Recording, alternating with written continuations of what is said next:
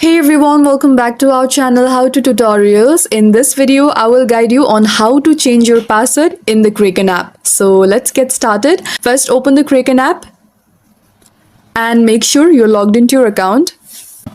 Now, once you reach your home page, tap on your profile icon in the top left corner and here go to security settings.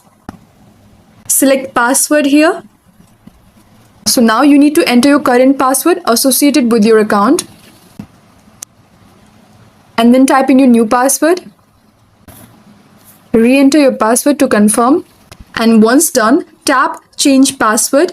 Your password will be updated and you will need to use it the next time you log in. And that's how you change your password in the Kraken app. If you like this video, please give it a thumbs up, hit subscribe and let me know in the comments if you have any queries. Thank you for watching and I'll see you in the next one.